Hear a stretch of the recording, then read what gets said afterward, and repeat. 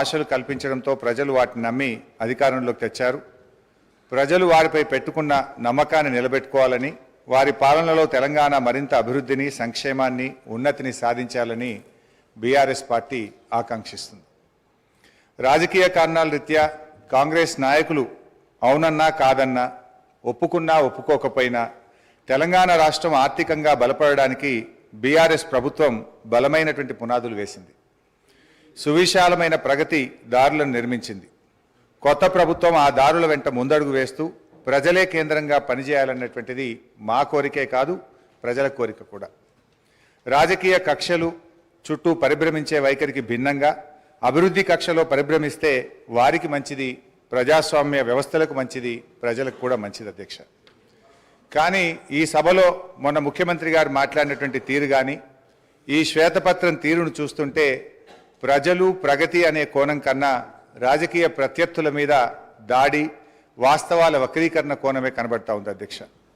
ఎందుకంటే అధ్యక్ష, ఈరోజు ఈ ఆర్థిక శ్వేతపత్రం ఒకసారి మనం చూస్తే ఇందులో పేజ్ నెంబర్ 5లో అధ్యక్ష, అంటే చాలా విషయాలు ఉన్నాయి. మేము మాకున్న కొద్ది సమయంలో, ఎందుకంటే ఈ దేశంలోని అనేక రాష్ట్రాల వివరాలు చాలా కన్వీనియంట్గా వాళ్ళకు అవసరమైనటువంటివి ఇందులో పొందుపరిచే ప్రయత్నం చేసినారు. బట్ అధ్యక్ష, ఇందులో పేజ్ నెంబర్ 5లో కర్ణాటక రాష్ట్రానికి సంబంధించి బడ్జెట్ ఎస్టిమేట్స్ అండ్ ఎక్స్పెండిచర్ది మేము కాగ్ రిపోర్ట్ ఇప్పుడే నెట్లో ప్రింట్అవుట్ తీస్తే అధ్యక్ష, బడ్జెట్ ఎస్టిమేట్స్ కర్ణాటకది 2,31,142 కోట్లుంటే ఇక్కడ 2,31,642 కోట్లుగా చూపించారు. ఎక్స్పెండిచర్ విషయంలో కూడా అధ్యక్ష 2,61,932 కోట్లను చూపించారు. కానీ కాగ్ రిపోర్టు నివేదిక ఆధారంగా ఎక్స్పెండిచరు 2,54,525 కోట్లు, అంటే దాదాపు 7,000 కోట్లు ఎక్స్పెండిచర్ ఎక్కువ చూపించినట్టుగా ఈ కాగ్ రిపోర్ట్ను బట్టి చూస్తాం. అంటే మొత్తంగా తప్పుల తడకతోని ఈ వివరాలను వాళ్ళు పొందుపరిచిండ్రు. వాళ్ళు కేవలం ఇదంతా కూడా ఒక గత ప్రభుత్వాన్ని బదనాం చేయాలనేటువంటి ధోరణి కనబడతా ఉంది అధ్యక్ష. అదేవిధంగా ఇందులో ఉమ్మడి ఆంధ్రప్రదేశ్ వ్యయము, తెలంగాణ వాటా అంటే 1956-57 నుంచి 2013-14 వరకు 41.68% ఖర్చు చేసినట్టుగా గంపగుత్త లెక్క తీసినారు. ఇది మనందరికీ తెలుసు అధ్యక్ష. వాస్తవానికి తెలంగాణ ఉద్యమం ఎందుకు వచ్చింది, ఈ పోరాటాలు ఎందుకు వచ్చినాయి, 69లో ఎందుకు పోరాడినాం అంటే తెలంగాణకు నిధులు తెలంగాణ ప్రాంతంలో ఖర్చు పెట్టాలనే జెంటిల్మెన్ అగ్రిమెంట్ను అమలు చేయకపోవడం వల్లనే ఆ రోజు తెలంగాణ ఉద్యమం వచ్చింది. అంటే దాని మీద గతం మీ కాంగ్రెస్ పార్టీయే, అప్పుడున్నటువంటి కాంగ్రెస్ ప్రభుత్వాలు మరి చాలా కమిటీలు వేసినారు. అప్పుడు అప్పటి controller and auditor general Kumar Lalit committee కానీ, supreme court judge Vashishtha Bhargava committee report కానీ, బీపీఆర్ విఠల్ గారి రిపోర్ట్ కానీ, అన్ని రిపోర్ట్లలో కూడా ఏముందంటే తెలంగాణ ఆదాయాన్ని ఆంధ్ర ప్రాంతంలో ఖర్చు పెట్టినారు, తెలంగాణలో ఖర్చు పెట్టలేదని చెప్పి చాలా స్పష్టంగా అనేక రిపోర్ట్లు చెప్పినటువంటి విషయం కూడా మనందరికీ తెలుసు అధ్యక్ష. అందులోనే చూసినట్టయితే ఒకసారి కుమార్ లలిత్ కమిటీ 1956-68 పీరియడ్లో ఒక రిపోర్ట్ ఇచ్చినారు. తెలంగాణ రెవెన్యూ ఇన్కమ్ 102 కోట్లు అయితే మరి Telangana funds spends in Andhra reason 34.09 కోట్లు అని చెప్పి అప్పుడే ఒక రిపోర్ట్ కూడా ఇచ్చారు అధ్యక్ష. అదేవిధంగా వారు మరి జస్టిస్ భార్గవ కమిటీ రిపోర్ట్లో కూడా ఆ వివరాలన్నీ కూడా తేల్చారు. అంటే ఇది నేను ఎందుకు చెప్పే ప్రయత్నం చేస్తున్నా అంటే ఇక్కడ మీరు 41.68% తెలంగాణలో ఖర్చు పెట్టారు అని ఏ లెక్కలైతే చూపించారో ఇది శుద్ధ తప్పు. కావాలంటే దీని మీద ఒక హౌస్ కమిటీ వేయండి, మొత్తం లెక్కలు తీద్దాం, నిజంగా ఎంత ఖర్చు అయిందో కావాలంటే మేము చూపించడానికి, రుజువు చేయడానికి సిద్ధంగా ఉన్నాం. అంటే మీరేంటంటే అది 41.68% ఉమ్మడి ఆంధ్రప్రదేశ్లో ఖర్చు అయింది, అది ఏదో మెరుగ్గా ఉందని చెప్పి చూపించేటువంటి ఒక ప్రయత్నం చేసినారు, which is totally false and wrong అధ్యక్ష. అంటే బేసికల్లీ ఇంకోటి కూడా జరిగింది అధ్యక్ష. నాకు తెలిసిన సమాచారం మేరకు ఈ రిపోర్ట్ ఇదంతా కూడా ఇది ఎవరు తయారు చేసిండ్రు, మీకు తెలంగాణ అధికారుల మీద నమ్మకం లేక మన ముఖ్యమంత్రి గారి పాత గురువు గారి శిష్యులు, ఒక రిటైర్డ్ ఐఏఎస్ అధికారి, ఒక సస్పెండ్ అయినటువంటి ఫైనాన్స్ డిపార్ట్మెంట్ ఆంధ్రప్రదేశ్ అధికారులను పెట్టి ఇదంతా ఒక కుక్కుడప్ స్టోరీ తయారు చేసి ఇది ప్రజల ముందు పెట్టేటువంటి ప్రయత్నం చేస్తూ ఉన్నారు. సరే, ఆ వివరాలు వాస్తవాలు వచ్చినప్పుడు నేను అన్ని విషయాలు కూడా బయట పెడతాం అధ్యక్ష. నో, ఐ వుడ్ లైక్ మాకు తెలుస్తాయి కదా, అందుకే మాకు తెలిసిన సమాచారం మేరకు అన్నాను. సరే అధ్యక్ష, పేర్లు చెప్పమంటే కూడా పేర్లు చెప్పమంటే చెప్తా, ఆధారాలు చూపించమంటే చూపిస్తా. అట్లా నేను ఎందుకంటే అలా బోదలుచుకోలేదు. సో అధ్యక్ష, ఈ మొత్తంగా ఈ report objection sir, objection sir.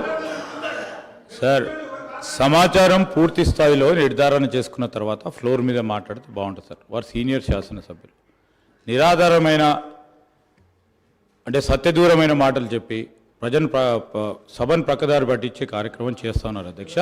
I would like to request use అధ్యక్ష, ఈరోజు లెక్కల తప్పు ఉంటే తప్పకుండా తప్పో ఒప్పో మా ఫైనాన్స్ మినిస్టర్ గారు తప్పకుండా చెప్తారు.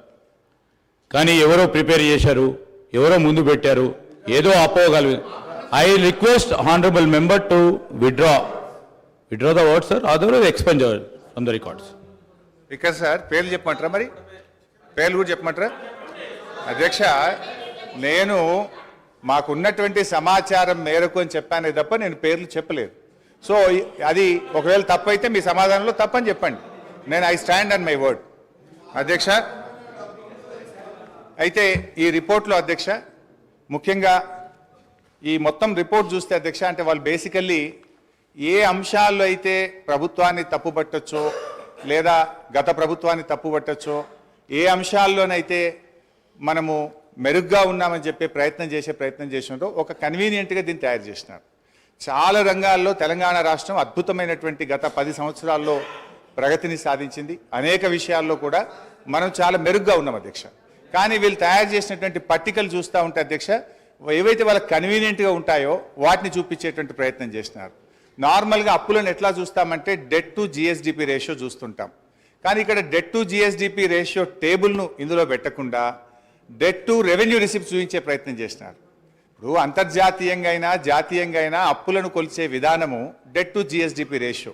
కానీ ఇందులో ఆ టేబుల్ని ఎక్కడ కూడా చూపించకుండా డెట్ టు రెవెన్యూ రిసిప్ట్స్, అది కూడా ఒక కరోనా ఇయర్ 2021-22 కరోనా సంవత్సరాన్ని తీసుకొని దాని ప్రకారంగా ఇక్కడ చూపించేటువంటి ప్రయత్నం చేసినారు. వాస్తవానికి అధ్యక్ష, డెట్ టు జిఎస్డిపి రేషియో చూస్తే ఇది నా లెక్క కాదు అధ్యక్ష, రిజర్వ్ బ్యాంక్ ఆఫ్ ఇండియా ప్రకటించినటువంటి లెక్కలు. డెట్ టు జిఎస్డిపిలో చూస్తే అధ్యక్ష, అప్పులు తక్కువ తీసుకున్నటువంటి రాష్ట్రాల్లో కింది నుంచి మనం 5వ స్థానంలో ఉన్నాం. అంటే మనకంటే 22 రాష్ట్రాలు తెలంగాణ కంటే అప్పు ఎక్కువ తీసుకున్నటువంటి రాష్ట్రాలు ఈ దేశంలో ఉన్నాయి అధ్యక్ష. అందులో చూస్తే అధ్యక్ష, ఆ వివరాల్లోకి మళ్ళీ పోతే కావాలంటే ఈ టేబుల్ మీ ద్వారా గౌరవ ఫైనాన్స్ మినిస్టర్ గారికి, ప్రభుత్వానికి కూడా నేను ఇవ్వడానికి నాకేం అభ్యంతరం లేదు అధ్యక్ష. అదేవిధంగా అధ్యక్ష, ఇట్లా అనేక విషయాల్లో అప్పుల విషయంలో కూడా వాస్తవానికి మనకంటే ఎక్కువ అప్పులు తీసుకున్న రాష్ట్రాలు కూడా ఉన్నాయి అధ్యక్ష. మొన్నటిదాకా మరి కాంగ్రెస్ పార్టీ అధికారంలో ఉన్నటువంటి రాష్ట్రాలు, రాజస్థాన్ చూస్తే 2022-23 నాటికి 5,37,013 కోట్ల రూపాయల అప్పు. మరి అదేవిధంగా కర్ణాటక కూడా 5,35,157 కోట్ల రూపాయలు. కానీ ఇవన్నీ ఏంటంటే వాళ్ళు ఆ డెట్ టు జిఎస్డిపి రేషియోలో కానీ ఆ సంఖ్య పరిమాణం కానీ చూపించకుండా ఒక కన్వీనియంట్గా ప్రజల్ని తప్పుదో పట్టించే విధంగా ఒక కుక్డప్ స్టోరీ తయారు చేసే ప్రయత్నం చేసినారు అధ్యక్ష. అదేవిధంగా క్యాపిటల్ ఎక్స్పెండిచర్లో సరే వాళ్ళు చూపించిన లెక్క ప్రకారమే 54,000 కోట్లు గత 10 ఏళ్లలో క్యాపిటల్ ఎక్స్పెండిచర్ చేసినట్టుగా చూపించారు. కానీ తెలంగాణ రాష్ట్ర ప్రభుత్వం వచ్చిన తర్వాత గత 9 ఏళ్లలో 3,36,916 కోట్ల రూపాయల క్యాపిటల్ ఎక్స్పెండిచర్ జరిగింది. కానీ దీన్ని చూపించే ప్రయత్నం చేయరు.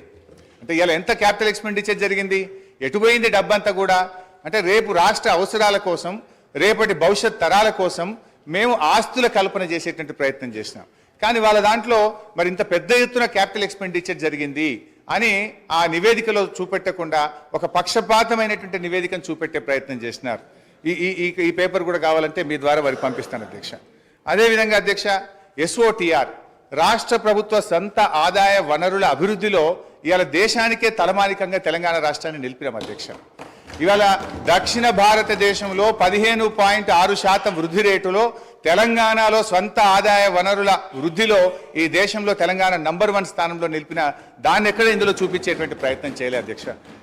నా దగ్గర 2015-16 నుంచి 2020-21 వరకు SOTRలో రాష్ట్రాల ఆదాయాల వృద్ధిని మరి CAG రిపోర్ట్ అధ్యక్ష, ఇది CAG ఇచ్చినటువంటి రిపోర్ట్ ప్రకారంగా 11.5%తో 2020-21 నాటికి తెలంగాణ మరి మేజర్ స్టేట్స్లో ప్రథమ స్థానంలో ఉన్నటువంటి పేపర్ కూడా మీ ద్వారా వారికి పంపిస్తాం అధ్యక్ష. అంటే మన ఆదాయం ఎట్లా పెరిగింది, మన ఆస్తుల కల్పన ఎట్లా పెరిగింది, మన క్యాపిటల్ ఎక్స్పెండిచర్ ఎట్లా చేసినాము అవేవి చూయించకుండా కన్వీనియంట్గా ఒక మిస్లీడ్ చేసేటువంటి ప్రయత్నం ఈరోజు ప్రభుత్వం చేస్తూ ఉంది అధ్యక్ష. అట్లే మెడికల్ అండ్ హెల్త్ దాని విషయంలో కూడా ఏదో మనం తక్కువ ఖర్చు పెట్టామని. వాస్తవానికి అధ్యక్ష మెడికల్ అండ్ హెల్త్ విషయంలో చూస్తే 2014-15లో మన రాష్ట్ర బడ్జెట్ 2432 కోట్లుంటే ఈ సంవత్సరం మన బడ్జెట్లో పెట్టింది 12,161 కోట్లు, అంటే దాదాపు 6 రెట్లు పెంచినాం అధ్యక్ష. అట్లా డీటెయిల్గా ఇయర్ వైజ్ కూడా ఉంది అధ్యక్ష. 2014-15లో 2432 ఉంటే 15-16 3,344, 16-17 5,130. I don't want to take much time, but finally 12,161 కోట్ల రూపాయలు పెట్టి వైద్య ఆరోగ్య రంగంలో అద్భుతమైనటువంటి ప్రగతిని మనం సాధించినాం అధ్యక్ష. అదేవిధంగా అధ్యక్ష ఇందులో కొన్ని కారణాలు కూడా ఉన్నాయి. వీళ్ళు ఏంటంటే ఎంతసేపు అప్పులు పెరిగినాయని చెప్పి ఒక బురద జల్లేటువంటి ప్రయత్నం చేస్తూ ఉన్నారు. ఇలా కరోనా వచ్చింది అధ్యక్ష. కేంద్ర ప్రభుత్వమే కొన్ని ప్రత్యేక పరిస్థితుల్లో కరోనా వచ్చిన 2 ఆర్థిక సంవత్సరాల్లో అన్ని రాష్ట్రాలని, దేశంలోని అన్ని రాష్ట్రాల్లో కూడా మీరు మరి మీ ఆదాయం తగ్గింది కనుక మీ రుణ పరిమితికి మించి మరి డబ్బు తీసుకొని రాష్ట్రంలో క్యాపిటల్ ఎక్స్పెండిచర్ చేయండి అని చెప్పి కేంద్ర ప్రభుత్వం వెసులుబాటు కల్పించింది అధ్యక్ష. దాంట్లో చూస్తే అధ్యక్ష డిస్కామ్ లోన్స్, ఈ డిస్కామ్ లోన్స్ కేంద్ర ప్రభుత్వం తీసుకోవడం ద్వారా అవి 8,923 కోట్ల రూపాయలు మన అప్పుల్లో జమ చేయడం జరిగింది. అదేవిధంగా ట్యాక్స్ డెవల్యూషన్లో 2019-20 సంవత్సరంలో ట్యాక్స్ డెవల్యూషన్ మీకు ఒక హక్కుగా రాష్ట్రాలకు వచ్చేటువంటి డబ్బు ఈ సంవత్సరం ఇవ్వలేకపోతున్నాం కనుక 1,435 కోట్ల రూపాయల్ని మీరు FRBMలో భాగంగా తీసుకోమని చెప్పారు అధ్యక్ష. అదేవిధంగా 2019-20లో ఫైనాన్స్ కమిషన్ కూడా 0.25% FRBMలో అదనంగా తీసుకోవడానికి అనుమతి ఇచ్చింది అధ్యక్ష. అదేవిధంగా 2020-21లో కరోనా సంవత్సరంలో 1.75% FRBMలో అదనంగా తీసుకోవడానికి, అంటే 17,558 కోట్లు మరి కరోనా వచ్చి దేశంలో ఆర్థిక మాంద్యం ఏర్పడింది. మరి మళ్ళీ ఆర్థిక వ్యవస్థ మెరుగుపడాలంటే దేశంలోని అన్ని రాష్ట్రాలు కూడా మీరు FRBMలో అదనంగా రుణాలు సేకరించి క్యాపిటల్ ఎక్స్పెండిచర్ మీద ఖర్చు పెట్టమని చెప్పి కేంద్ర ప్రభుత్వం వెసులుబాటు కల్పిస్తే ఇది ఒక 17,558 కోట్లు అదనంగా వచ్చింది అధ్యక్ష. అదేవిధంగా అడిషనల్ లోన్స్ ఆన్ 1%, ఇది 2021-22లో కూడా కరోనా సందర్భంగా మరో 10,784 కోట్లు. మొత్తంగా కేంద్ర ప్రభుత్వమే రాష్ట్రాలను కరోనా సందర్భంగా కానీ, ట్యాక్స్ డెవల్యూషన్లో భాగంగా కానీ, ఫైనాన్స్ కమిషన్ కానీ, డిస్కామ్ల ఉదయ్ లోన్స్ కానీ ఒక 41,159 కోట్ల రూపాయలు కేంద్ర ప్రభుత్వ నిర్ణయాల వల్ల ఇది రాష్ట్రాల మీద అదనంగా వచ్చినటువంటి భారంగా మనం చెప్తా ఉన్నాం అధ్యక్ష. అధ్యక్ష ఇలా మేము మా హయాంలో జాగ్రత్తగా చేసినాం. ఒకవైపు కరోనా, మరొక వైపు కేంద్ర ప్రభుత్వం యొక్క వివక్ష, ఈ రెండిటి మధ్య కూడా మేము ఎక్కడ కూడా రాష్ట్రంలో సంక్షేమ కార్యక్రమాలు కానీ, అభివృద్ధి కార్యక్రమాలు కానీ ఎక్కడ కూడా ఆగకుండా మేము ముందుకు పోయినటువంటి పరిస్థితి. ఒకవైపు కేంద్ర ప్రభుత్వం నుంచి అధ్యక్ష మన రాష్ట్రానికి హక్కుగా రావాల్సినటువంటి డబ్బులు ఇవ్వకుండా కేంద్రం వివక్ష చూపుతూ వచ్చింది. మేము అసెంబ్లీలో ఇక్కడ పోరాడినాం, కేంద్రంలో మా ఎంపీలు పోరాడినారు, కానీ ఇదే కాంగ్రెస్ పార్టీ నాయకులు కానీ ఢిల్లీలో ఏ రోజు కూడా ఈ రాష్ట్రానికి రావాల్సిన హక్కుల గురించి, నిధుల గురించి మాట్లాడినటువంటి పరిస్థితి లేదు అధ్యక్ష. అధ్యక్ష ఈరోజు 1,00,000 కోట్ల రూపాయలు పైగా, ఉదాహరణకు అధ్యక్ష ఈరోజు ముఖ్యంగా 15th ఫైనాన్స్ కమిషన్ నుంచి మన రాష్ట్రానికి రావాల్సిన 894 కోట్లు ఇవ్వలేదు అధ్యక్ష. 14th ఫైనాన్స్ కమిషన్ నుంచి 817 కోట్లు, 15వ ఆర్థిక సంఘం నుంచి మనకు, ఇది దేశంలో మొదటిసారి జరిగింది అధ్యక్ష. ఆర్థిక సంఘం ఎప్పుడైనా ఒక రిపోర్ట్ ఇస్తే దాన్ని తూచా తప్పకుండా గత ప్రభుత్వాలు అమలు చేస్తే, ప్రస్తుతం కేంద్రంలో అధికారంలో ఉన్నటువంటి మరి బీజేపీ ప్రభుత్వం 15th ఫైనాన్స్ కమిషన్ 5,374 కోట్ల రూపాయలు సెక్టర్ స్పెసిఫిక్గా, స్టేట్ స్పెసిఫిక్గా మన రాష్ట్రానికి ఇవ్వమంటే ఈ డబ్బు ఇవ్వకుండా ఈరోజు కేంద్ర ప్రభుత్వం మన రాష్ట్రానికి అన్యాయం చేసింది అధ్యక్ష. పన్నుల్లో నిజంగా 41% వాటా ఇస్తామని చెప్పారు, కానీ ఎక్కడ కూడా సెస్ల రూపంలో వాళ్ళు కలెక్ట్ చేసుకొని 41% వాటా నిజాయితీగా ఇవ్వకపోవడం వల్ల ఈ రాష్ట్రానికి 44,052 కోట్ల రూపాయలు తక్కువ వచ్చినాయి అధ్యక్ష. ఆంధ్రప్రదేశ్ నుంచి రావాల్సిన విద్యుత్ బకాయిల్లో కేంద్ర ప్రభుత్వం నిర్ణయం తీసుకోక 17,828 కోట్ల రూపాయలు తగ్గినాయి అధ్యక్ష. సిఎస్ఎస్లో మనకు రావాల్సిన డబ్బు ఆంధ్రప్రదేశ్కి ఇచ్చి తిరిగి దాన్ని అడ్జస్ట్ చేయకపోవడం వల్ల 495 కోట్లు, వెనుకబడిన జిల్లాలకు ఇవ్వాల్సిన 1800 కోట్ల రూపాయలు. నీతి ఆయోగ్ రికమెండ్ చేసినటువంటి మిషన్ కాకతీయ, మిషన్ భగీరథకి ఇవ్వాల్సిన 24,205 కోట్లు వెరసి 1,00,000 కోట్లకు పైగా ఈ రాష్ట్రానికి రావాల్సినటువంటి డబ్బు ఇలా కేంద్ర ప్రభుత్వం నుంచి రాకపోవడం వల్ల కూడా ఆర్థికంగా మనకు ఇబ్బంది కలిగింది. నిజంగా ఈ 1,00,000 కోట్ల రూపాయలు రాష్ట్రానికి వచ్చుంటే ఈరోజు మనకు ఇంకొక 1,00,000 కోట్ల రూపాయలు అప్పు తక్కువ తీసుకునేటువంటి అవకాశం ఉండేది అధ్యక్ష. ఈరోజు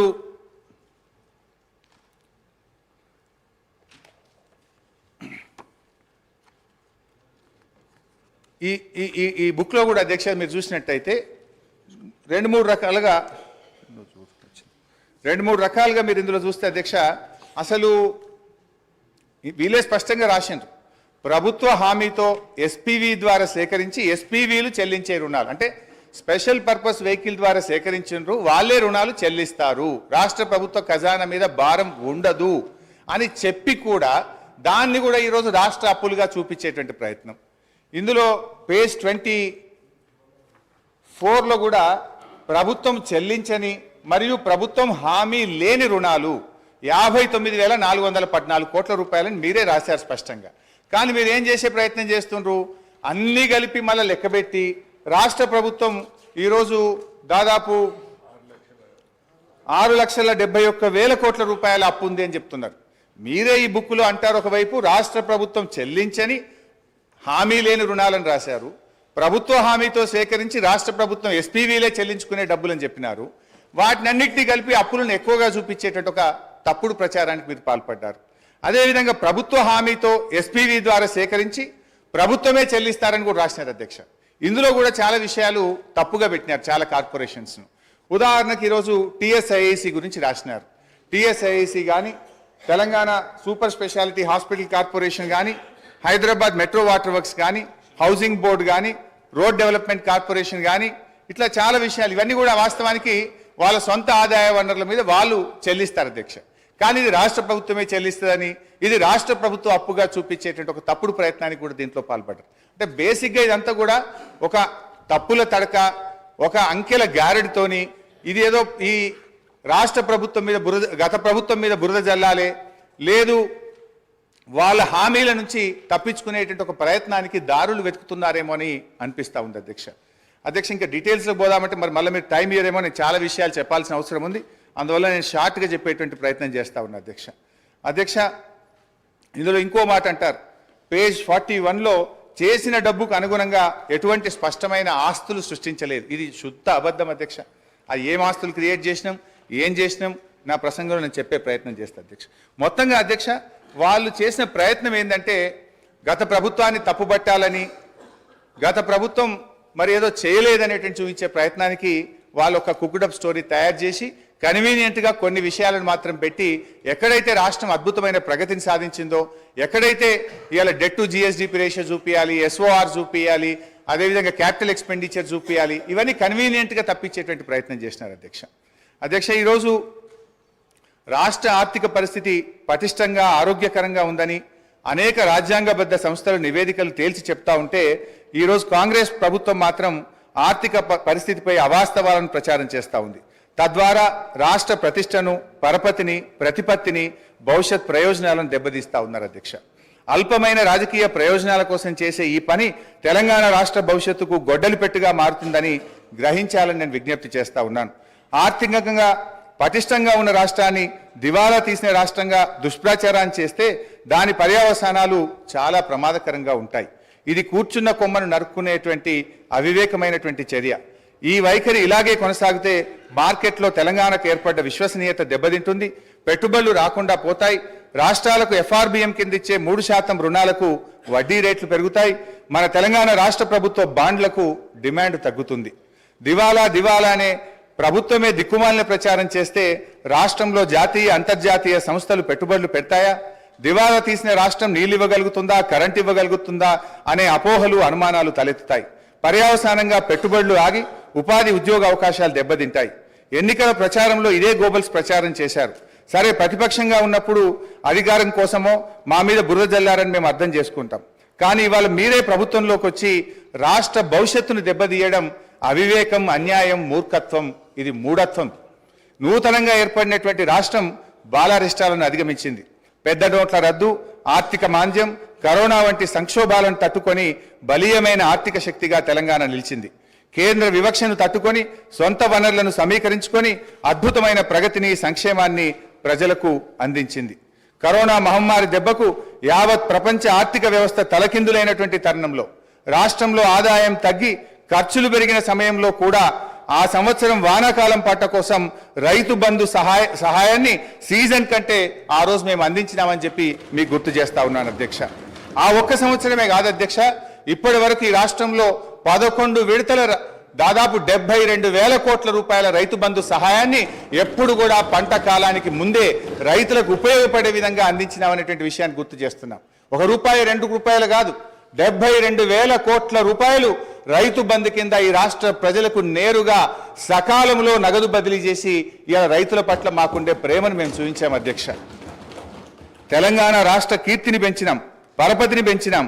ఇప్పుడున్న కాంగ్రెస్ ప్రభుత్వానికి తెలంగాణ హృదయం లోపించడం వల్లనే ఆర్థికంగా ఆరోగ్యంగా ఉన్నటువంటి రాష్ట్రాన్ని కేవలం రాజకీయ లబ్ధి కోసం అప్పుల రాష్ట్రంగా, దివాలా రాష్ట్రంగా, ఒక బీమారు రాష్ట్రంగా సృష్టించేటువంటి ప్రయత్నం చేస్తూ ఉంది. అధ్యక్ష, మీరు విడుదల చేస్తున్నటువంటిది శ్వేతపత్రాల లేక మీరు ఇచ్చినటువంటి హామీలను ఎగవేయడానికి దారులు వెతుకుతున్న పత్రాల అని మాకు అనుమానం కలుగుతా ఉంది అధ్యక్ష. మేనిఫెస్టోలో చెప్పిన 6 గ్యారంటీలు ఇంకా అనేక హామీలు నెరవేర్చలేమనే భయంతో ఎగవేతలకు, కోతలకు రంగం సిద్ధం చేసుకోవడమే ఈ శ్వేతపత్రాల అంతర్యమని మీరు చెప్పకనే చెప్తున్నారనిపిస్తా ఉంది అధ్యక్ష. అధ్యక్ష, అయినా ఈ శ్వేతపత్రాల్లో కొత్తగా ఏం చెప్పింది అధ్యక్ష? ఈ వివరాలు ఏవి కొత్త వివరాలు కావు.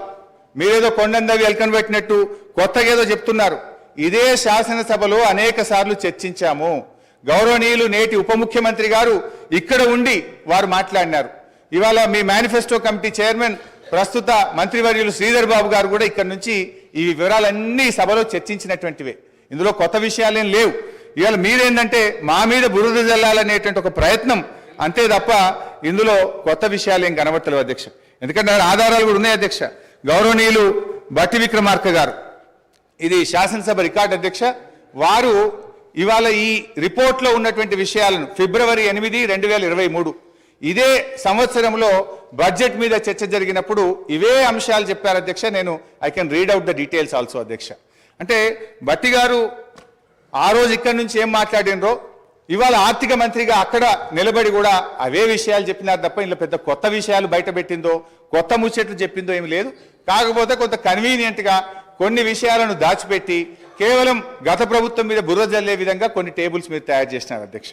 అధ్యక్ష, ఒక సీనియర్ శాసనసభ్యుడిగా నాకున్న రాష్ట్ర ఆర్థిక మంత్రిగా పనిచేసిన అనుభవంతో చెప్తా ఉన్న అధ్యక్ష, ఈ దేశంలో కానీ ఏ రాష్ట్రంలోనైనా డబ్బులు బీర్వాల్లో, అల్మారాల్లో కట్టల రూపంలో ఏ ప్రభుత్వం దగ్గర కూడా నిల్వ ఉండదు అధ్యక్ష.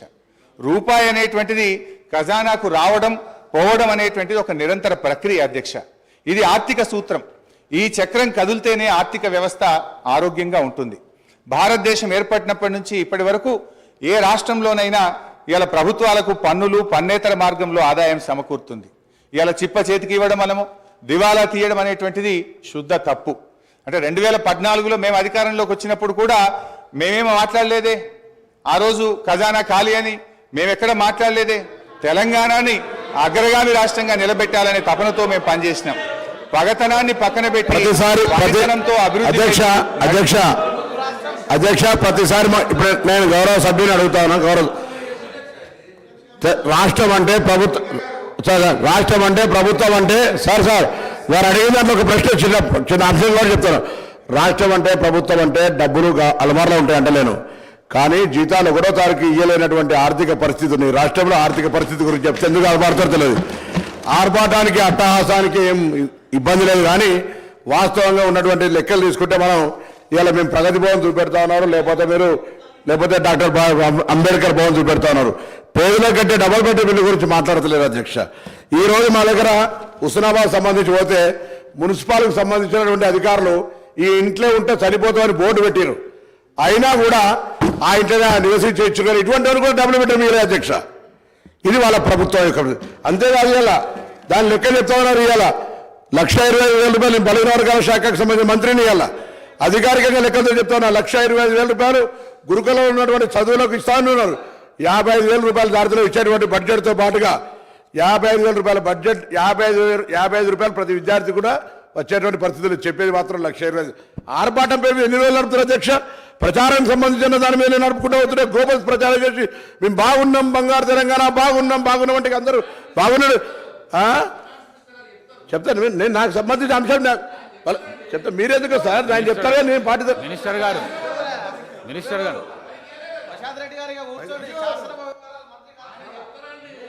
హరీష్ రావు గారు. స్పీకర్ గారు ఒకటే రిక్వెస్ట్, దయచేసి మాట్లాడితే ఆర్థిక మంత్రి గారిని మాట్లాడమనండి. మీరే ఇందాక సభ ప్రారంభమయ్యేటప్పుడు డిస్టర్బ్ చేయొద్దని చెప్పిండ్రు. ఏది పడితే అది అట్లా మాట్లాడితే మరి మళ్ళీ దానికి నేను సమాధానం చెప్పాలి. I will deviate from my subject. అధ్యక్ష, భారతదేశం అధ్యక్ష నేను కొత్త సభ్యుని కావచ్చు, కానీ పార్లమెంట్లో ఉన్న చట్టసభల గురించి గౌరవం ఉంది. నేను ఎక్కడ కూడా ఒక పొరపాటు మాట మాట్లాడి నేను కూడా అడిగిన డబ్బులు అల్మార్లు ఉంటాయని తెలియనంత అవివేకులు కాదు ఇక్కడ సభ్యులు. డబ్బులు అల్మార్లు ఉంటాయి అంటలేను, కానీ జీతాలు ఇవ్వలేని పరిస్థితి, పెన్షన్లు ఇవ్వలేని పరిస్థితి. ఇటువంటి పరిస్థితి ఉంటే రిటైర్ ఉద్యోగులు పెన్షన్ల కొరకు చుట్టూ తిరిగేటువంటి పరిస్థితి, ఇవాళ ఇన్స్టాల్మెంట్ల మీద ఇచ్చేటువంటి పరిస్థితి. మీరు ఒక ఇల్లు నేను చెప్తే నేను ఎక్కడో చెప్తలేను. నా ఉస్మానాబాద్ నియోజకవర్గంలో జరిగిన సంఘటన మీ దృష్టికి తీసుకొస్తాను అధ్యక్ష. ఇది తమరికి పంపిస్తాను చూడండి. ఈ ఇంట్లో ఇప్పటికి కూడా ఉన్నారు ఇట్లనే. అరే మీరు చెప్తే మాట్లాడతా, లేకపోతే మమ్మల్ని తెలియకుండా మాట్లాడుతున్నాను, పొరపాటు అంటున్నా నేను. మాకు తెలుసు కదా, మాకు కూడా అవగాహన ఉంది అంటున్నా. ప్లీజ్ ప్లీజ్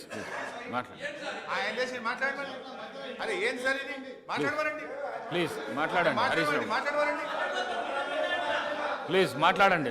ఇది పద్ధతి కాదు అధ్యక్ష. మీరు కూడా అట్లా ఇట్లా మీరు ఇంటరప్ట్ చేయడం ఇది సభకు మంచిది కాదు అధ్యక్ష.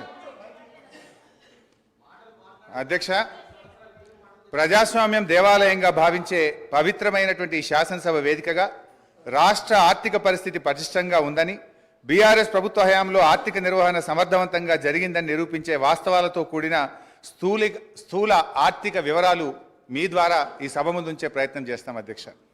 అధ్యక్ష, ఈ వివరాలు కూడా ఎక్కడి నుంచో నేను చెప్తలేను. నిన్నగాక మొన్న కొత్తగా పదవీ బాధ్యతలు చేపట్టినటువంటి మన రాష్ట్ర ఆర్థిక మంత్రివర్యులు ఉప ముఖ్యమంత్రి గారు విడుదల చేసిన నివేదికల నుంచే చెప్తున్నా.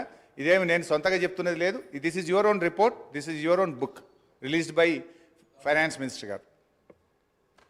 అధ్యక్ష, 2013-14 ఆర్థిక సంవత్సరానికి ఉమ్మడి ఆంధ్రప్రదేశ్లో ఆ రోజు 1,61,348 కోట్ల బడ్జెట్ పెడితే అధ్యక్ష, తెలంగాణ ఏర్పాటు కాగానే 2014-15 ఆర్థిక సంవత్సరానికి 10 జిల్లాల తెలంగాణ కోసం 1,637 కోట్ల రూపాయల బడ్జెట్ పెట్టినాం అధ్యక్ష. అదే 2023-24 సంవత్సరానికి 2,90,296 కోట్ల రూపాయల బడ్జెట్ ప్రవేశపెట్టాం. అంటే 9 ఏళ్ల మా ప్రభుత్వ హయాంలో దాదాపు 3 రెట్లు బడ్జెట్ పెరిగిందనేటువంటి విషయాన్ని మీ ద్వారా సభ దృష్టికి తెస్తా ఉన్నాను అధ్యక్ష. అదేవిధంగా జిఎస్డిపి, జీడిపి అధ్యక్ష, తెలంగాణ ఏర్పడే నాటికి రాష్ట్ర ఆర్థిక పరిస్థితి దయనీయంగా ఉండేది. రాష్ట్ర ఏర్పాటుకు ముందు 2 ఏళ్లలో జిఎస్డిపి వార్షిక వృద్ధి రేటు 12% మాత్రమే. ఇది జాతీయ వృద్ధి రేటు అయినటువంటి 13.4% కంటే తక్కువ. రాష్ట్రం ఆవిర్భవించిన తర్వాత మా ప్రభుత్వం అనుసరించిన పటిష్టమైన ఆర్థిక విధానాల వల్ల జిఎస్డిపి క్రమేణా పెరుగుతూ వచ్చింది. 2013-14లో జిఎస్డిపి 4,51,580 కోట్లు, వృద్ధి శాతం 12.4%. 2022-23లో మన రాష్ట్ర జిఎస్డిపి 13,13,391 కోట్లు, వృద్ధి శాతం 16.3గా నమోదైంది. గత 9 ఏళ్లలో తెలంగాణ రాష్ట్ర జిఎస్డిపి 150.6% వృద్ధి రేటును సాధించింది. 4 కోట్ల ప్రజానికం కలిగిన తెలంగాణ చిన్న రాష్ట్రమైన ఆర్థికంగా మిన్న రాష్ట్రంగా నిలిచింది. దేశంలో ఎక్కువ జిఎస్డిపి కలిగిన 8వ రాష్ట్రంగా నిలిచింది. ఇదే సమయానికి దేశ జీడిపి 1,12,33,522 కోట్ల నుంచి 2,72,40,712 కోట్లకు పెరిగింది. అంటే 118% వృద్ధి రేటుకు పరిమితమైంది. 9 ఏళ్ల దేశ జీడిపి 118% వృద్ధి రేటు సాధిస్తే మన రాష్ట్ర జీడిపి మాత్రం 159.6% వృద్ధి రేటును సాధించింది. అంటే 41.6% అధిక వృద్ధి రేటును తెలంగాణ నమోదు చేసి మన మెరుగైనటువంటి ప్రగతిని ఇవాళ నమోదు చేసింది అధ్యక్ష. ఇది ఎక్కడా వాళ్ళ నివేదికలో కనబడదు అధ్యక్ష. దేశ జనాభాలో 2.9% ఉన్న తెలంగాణ దేశ జీడిపికి 4.9% వాటా కాంట్రిబ్యూట్ చేయడం మన రాష్ట్ర ఆర్థిక పటిష్టతకు ఇది తిరుగులేని నిదర్శనం. దేశ ఆర్థిక వ్యవస్థకు ఎక్కువ కాంట్రిబ్యూట్ చేస్తున్న టాప్ 5 రాష్ట్రాల్లో తెలంగాణ ఒకటి. దయచేసి ఈ కీర్తి మసకబారేటట్లు ప్రచారం చేయకండి, అది విజ్ఞత కాదు. ఏ రాష్ట్ర ముఖ్యమంత్రి అయినా తన రాష్ట్ర కీర్తిని ఉన్నదానికంటే పెంచుకోవాలే కానీ ఉన్నదానికంటే తగ్గించుకోవడం ఇది మంచిది కాదు అని చెప్పి మీ ద్వారా తెలియజేస్తా ఉన్నాను అధ్యక్ష. తలసరి ఆదాయం రాష్ట్ర అభివృద్ధిని సూచించే ప్రజల సూచిక తలసరి ఆదాయం. 2013-14లో తలసరి ఆదాయం 1,12,162 రూపాయలు, వృద్ధి రేటు 11%. 2022-23 సంవత్సరంలో తెలంగాణ తలసరి ఆదాయం 3,12,398, వృద్ధి రేటు 15.3%. దేశ తలసరి ఆదాయం 1,72,276 రూపాయల కంటే తెలంగాణ తలసరి ఆదాయం 1,40,122 రూపాయలు ఎక్కువ, అంటే దాదాపు డబుల్ అధ్యక్ష. చిన్న రాష్ట్రాలు సిక్కిం, ఢిల్లీ మినహా తలసరి ఆదాయంలో తెలంగాణ దేశంలో నంబర్ 1 స్థానంలో ఉంది. ఇది శ్వేతపత్రాలతోనో రాతపత్రాలతోనో చెరిపేయలేనటువంటి సత్యం, ఇది నిజం. కానీ ఇది ఎక్కడ మీ శ్వేతపత్రంలో కనబడదు. రాష్ట్రం యొక్క ప్రతిష్టను తగ్గించే ప్రయత్నం చేసింది తప్ప రాష్ట్రం సాధించిన విజయాలను శ్వేతపత్రంలో జాగ్రత్తగా దాచిపెట్టినారు అధ్యక్ష. 2014లో 10వ స్థానంలో ఉన్న తెలంగాణ ఇప్పుడు మొదటి స్థానానికి ఎగబాకింది అధ్యక్ష. స్వంత పన్నుల రాబడి అధ్యక్ష, నిన్నగాక మొన్న మరి ఆర్బీఐ విడుదల చేసిన తాజా report A state finances A study of budgets మొన్ననే ఈ మధ్యనే రిలీజ్ అయింది. కావాలంటే మీ ద్వారా గౌరవ మంత్రి గారికి కూడా పంపిస్తాను అధ్యక్ష. ఇవాళ సొంత పన్నుల రాబడి నుండి ఇవాళ 84.2% రెవెన్యూ ఎక్స్పెండిచర్ చేస్తున్నటువంటి రాష్ట్రాల్లో ఇవాళ దేశంలోనే ద్వితీయ స్థానంలో నిలిచిన అధ్యక్ష. మొదటి స్థానంలో హర్యానా 86.9%తో ఉండగా 84.2%తో తెలంగాణ దేశంలో 2వ స్థానంలో నిలిచిందని ఈ నెల 11న ఆర్బీఐ ఇచ్చినటువంటి రిపోర్ట్లో స్పష్టంగా చెప్పినారు అధ్యక్ష. అదేవిధంగా అధ్యక్ష, అప్పుల విషయంలో కూడా ఇవాళ వాళ్ళు తప్పుదో పట్టించే ప్రయత్నం చేస్తూ ఉన్నారు అధ్యక్ష. ఇవాళ 25% దాటిందని కూడా ఒక దగ్గర నివేదికలు చెప్పినారు అధ్యక్ష. యాక్చువల్లీ అది ఎందుకు దాటిందో కూడా ఆ రోజు ఇదే ఆర్థిక శాఖ అధికారులు ఉన్నారు, ఇవాళ ఇదే ఆర్థిక శాఖ అధికారులు ఉన్నారు. కాకపోతే మీరు చెప్పినట్టుగా వాళ్ళు కన్వీనియంట్గా చేసి ఉండొచ్చు.